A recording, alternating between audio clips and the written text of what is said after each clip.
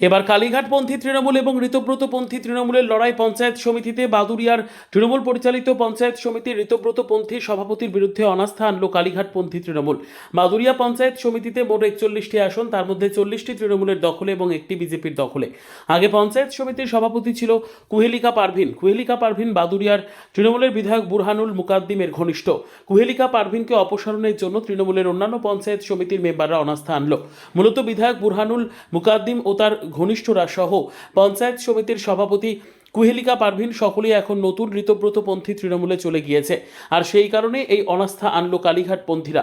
ঋতব্রতপন্থী বিধায়ক ঘনিষ্ঠকে পঞ্চায়েত সমিতির সভাপতি রাখা হবে না, তাই এই অনাস্থাতে 27 জন কালীঘাটপন্থী তৃণমূলের পঞ্চায়েত সমিতির মেম্বাররা উপস্থিত ছিল।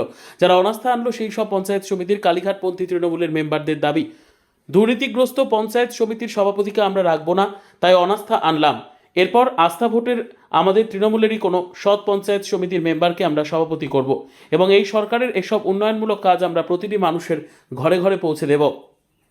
আগামী দিন আমাদের বাদুড়িয়া বোলাকে মানুষের ক্ষোভ ছিল যে ভালো কাজকর্ম হচ্ছিল না, সেই উপলক্ষে আমাদের মেম্বাররা আজকে অনাস্থা ডেকেছে। অনাস্থায় 27-0 হয়েছে, আমরা 27 পেয়েছি, 0 হয়েছে। যেহেতু আমরা তৃণমূল পার্টিটাই করি, তৃণমূল দিদির সঙ্গে অভিষেক বন্দ্যোপাধ্যায়ের সঙ্গে আমরা পার্টিটা একসাথে করি। সেই উপলক্ষে বাদুড়িয়াবাসীর উন্নয়নের জন্যে মেম্বাররা একজোট হয়ে বলল, আগামী দিন যে সভাপতি ছিল আমাদের ব্লক সভাপতি, তার নেতৃত্বে বলছে কাজ কম হচ্ছে, কেলেম আছে, ওই জন্য তারা আজকে অনাস্থায় ভোট দিয়েছে। আগামী দিনে যে নাই যে ইয়ে ছিল আর কি, তার নাম ছিল কোয়েলিকা পারভিন। সে কোন লবি ছিল? সেও তো তৃণমূল ছিল। আমরা সবই একই লবির লোক, না, তৃণমূল পার্টিটাই করি একই। ও কি সেও তো বিতর্ক তৃণমূল। এখন হয়তো সে অন্য লবিতে যেতে পারে। আমরা দিদির সঙ্গে আছি, দিদির সঙ্গে থাকবো। কার ঘনিষ্ঠ? এমএলএ ঘনিষ্ঠই ছিল। আচ্ছা, এমএলএ কোন?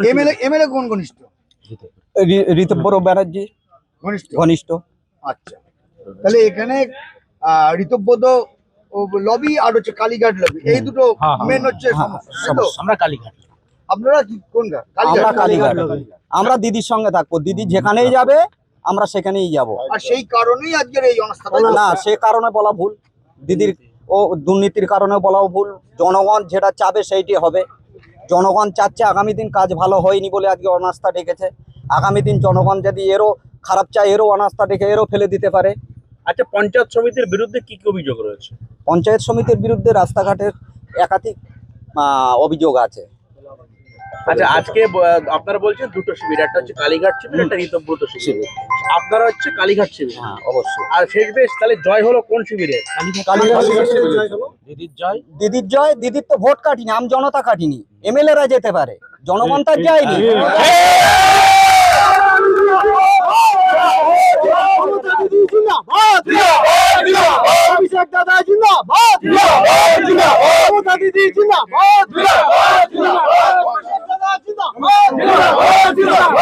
অ্যাকচুয়ালি জানেন, সরকার পরিবর্তন হওয়ার পরে আমরা এখানে দেখতে পেয়েছি যে আমরা এই বাদুড়িয়া বিধানসভার মানুষ 50,000 ভোটে লিড দিয়ে একজনকে বিধায়ক করেছে। আমরা রাত কি দিন পরিশ্রম করে 24 ঘন্টা মানুষের দুয়ারে দুয়ারে গিয়ে মমতা বন্দ্যোপাধ্যায়, অভিষেক বন্দ্যোপাধ্যায়ের কথা বলে আমরা এখান থেকে 50,000 ভোটে তাকে জিতিয়ে দিয়েছি।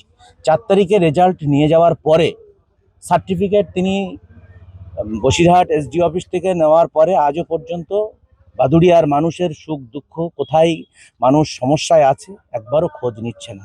সেজন্যে খোঁজ নিচ্ছে কাকে? পঞ্চায়েত সমিতির সভাপতি কুহেলিকা পারভিন, তার কাছ থেকে খোঁজ নিচ্ছে। সে আদতে মানুষের পাশে গিয়ে দাঁড়ায় না। তার বিরুদ্ধে অনেক দুর্নীতি আছে এবং এখানে বাদুড়িয়া পঞ্চায়েত সমিতি যেন একটা অন্যরকম জায়গায় চলে গিয়েছিল। সাধারণ মেম্বার, সাধারণ আমাদের পঞ্চায়েত সমিতির মেম্বাররা, যারা আমরা তৃণমূল কংগ্রেসের নেতৃত্ব দিই, আমাদের কাছে বললেন যে আমরা এই পঞ্চায়েত সমিতির বিরুদ্ধে অনাস্থান।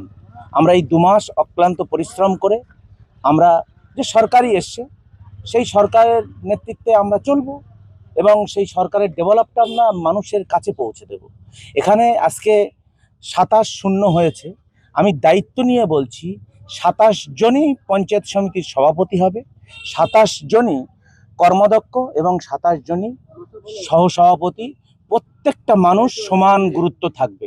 এখানে কে সভাপতি, এখানে কে কর্মদক্ষ, এখানে কে সহসভাপতি ম্যাটার নয়, ম্যাটার হলো সকলকে সম্মান দিতে হবে। বিগত দিনে সভাপতি, সহসভাপতি, কর্মদক্ষ ছাড়া কেউ সম্মান পায়নি। আমি দায়িত্ব নিয়ে বলছি। অনাস্থার কারণটা কি? অনাস্থার কারণ অনেক দুর্নীতি আছে ভেতরে, সেগুলো যারা অনাস্থা এনেছে আগামী দিন তারা নিশ্চয়ই এগুলো নিয়ে আলোচনা করবে। সেজন্য আজকে অনাস্থা এসছে খুব শান্তিপূর্ণভাবে। বিশেষ করে ধন্যবাদ জানাবো পুলিশ প্রশাসনকে।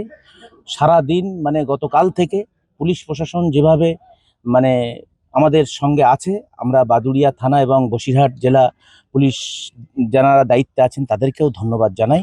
আর আগামী দিন এই পঞ্চায়েত সমিতি নিষ্ঠাভাবে এবং একদম আমি দায়িত্ব নিয়ে বলছি, এই পঞ্চায়েত সমিতি নিখুঁতভাবে চলবে।